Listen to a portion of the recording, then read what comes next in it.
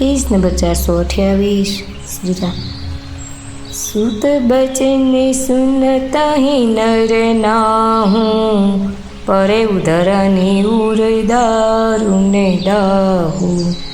तलफत विषम मोह मन मापा, माजा मन हूँ मैं न कहूँ व्यापा।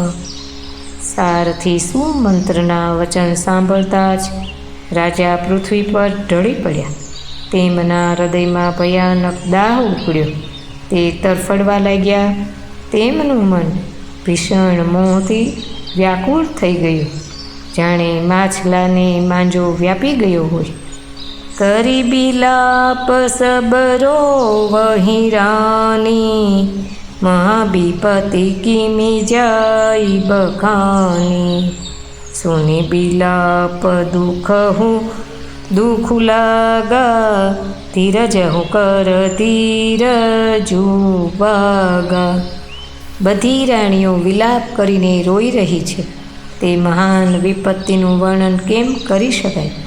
ते समयना विलापने सांभळीने दुःखने पण दुःख लाग्युं अने धीरजनुं पण धीरज नासी गयुं। भयउ कोलाहलु अवध अति, सुनि नृपराउर सोरु। विपुल बिहग बन परे उनिसी, मानहु पुलिस कठोरु।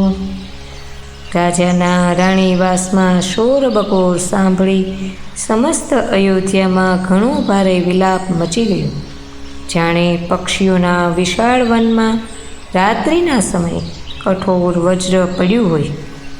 प्राण कंठगत भयउ भुआलु, मनि विहीन जनु व्याकुल ब्यालु।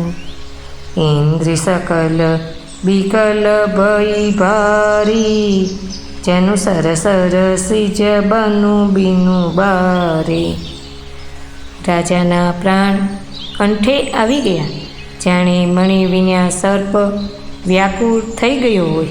बधी इंद्रियो घणी ज व्याकुल थई गई, जाणे विन्या जळना तळावमां कमळोनुं वन करमाई गयुं होय। कौशल्या नृपुदी खमलाना, रविकुल रवि अथयऊ जिय जाना।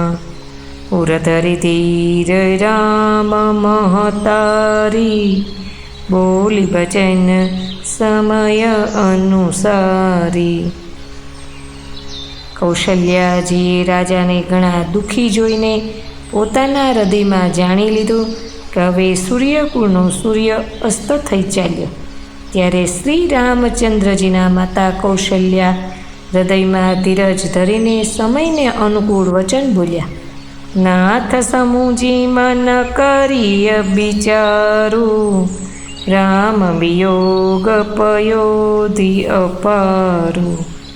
करने धार तुम अवध जहाजू, चढ़ेऊ सकल प्रिय पथिक समाजू।